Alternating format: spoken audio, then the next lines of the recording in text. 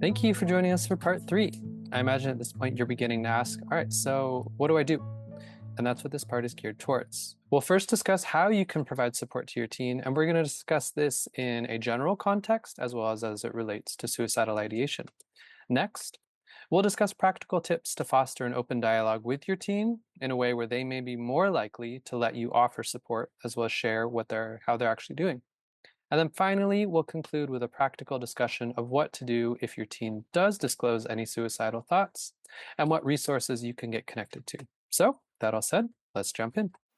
So, the first thing that we want to highlight is that family support does really matter. A 2016 study found that a higher level of parental support was actually associated with lower levels of mental health service use, depression, and a lower likelihood of suicide attempts, and this is regarding teenagers. So what does it look like to provide support? There's 3 core components of this. The first is expressing concern, and while expressing concern, the hope and the goal is to express empathy and understanding. Next, the goal is to express availability. This is availability to listen, to continue to provide support, and it's regarding now and in the future. And then there's also a component that is expressing a commitment to helping, and this help is related to now in the present moment and the future as well. So let's dive into these a little bit more. First, for expressing concern, the goal here is to communicate that you hear and understand what your teen is saying to you, and that you can understand, at least to an extent, what they are feeling. You can do this, one example, is by naming their emotions. So for example, imagine a teen tells you about how they weren't picked for the soccer team. You can respond by saying something like, "It can really hurt when you feel excluded and left out." That communicates that you understand, and it kind of gives them something to work off of too. Next, for expressing availability, this one is fairly self-explanatory. However, to deepen that, you can start by telling your teen that you want to listen, that you have time to listen, and then set up your space to allow you to really listen without any distractions.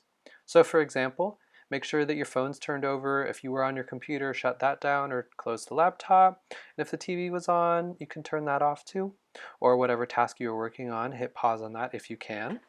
If you're in the middle of cooking dinner, say, hey, this is really important. If you can't fully focus on it, can we talk about this in a couple minutes? Let me wrap up here. You want to express your availability there. Next, in expressing a commitment to help, so with whatever issue that your teen may come to you with, your practical support is also going to be needed. And it's important to make sure that your idea of help and practical support matches with their idea. Now, I'm not saying that you should do anything they suggest, but see what they really need. Do they just need a listening ear right now? Do they want you to go talk to their teacher on their behalf?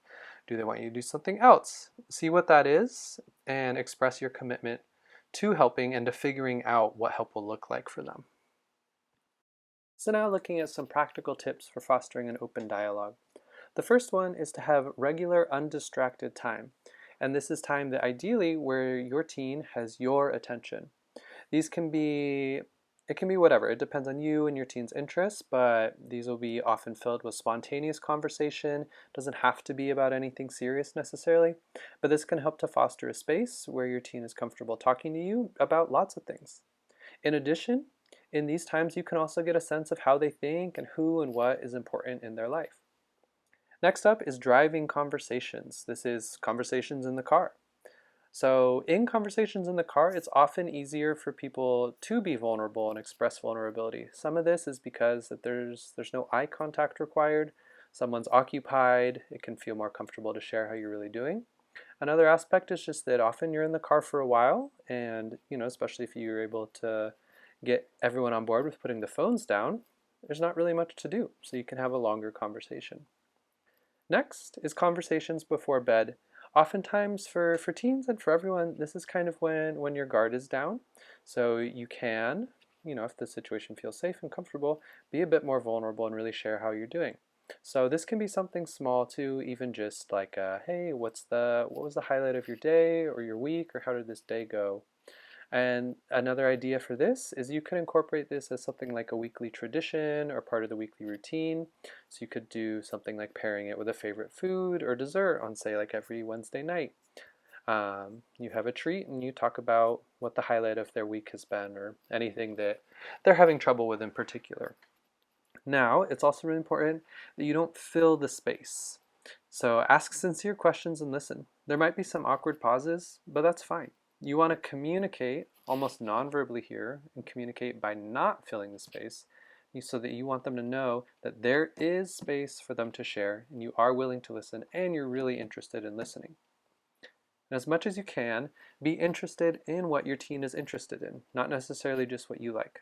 This can help communicate that you do see them and their interests, and it lets them know that you care.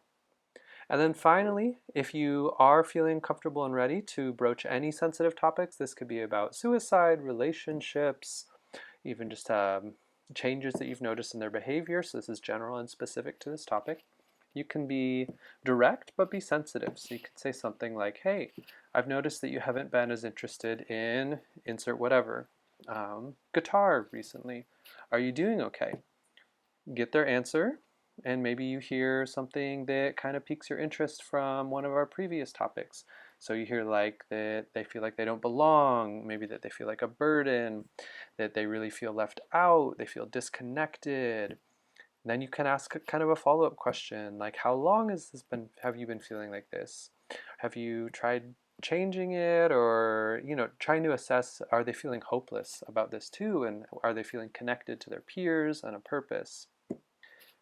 So we'll get into kind of how to respond to those yeses if they do say, hey, I don't feel connected, I am thinking maybe of killing myself.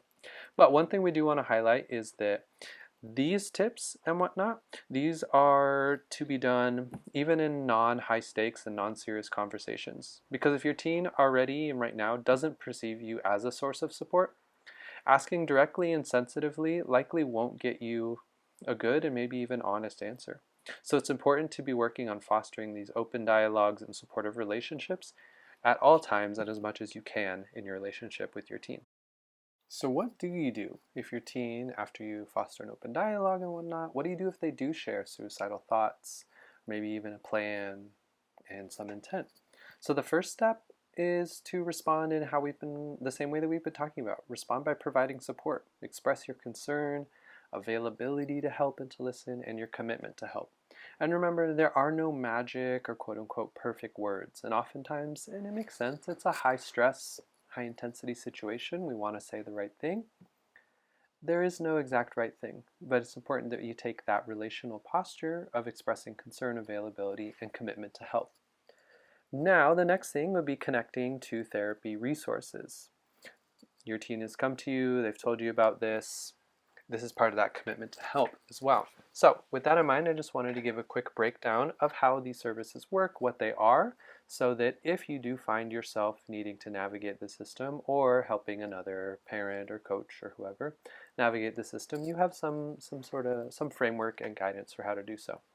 So the first level of care is outpatient. That is like private practice. That's like us. So this is typically where clients are seen one time a week, usually for about an hour.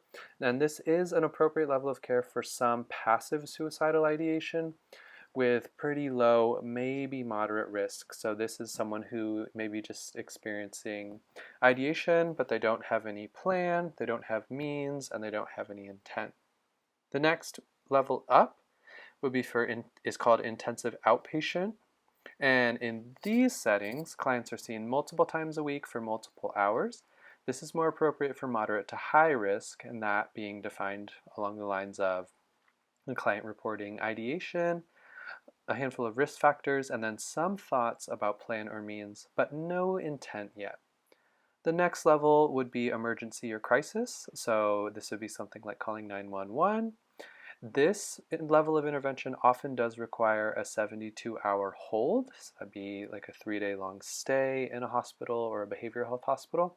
And this is for severe risks. So this is someone who is reporting ideation, means, a plan, and intent, and that's imminent. So imminent being like it's coming up immediately.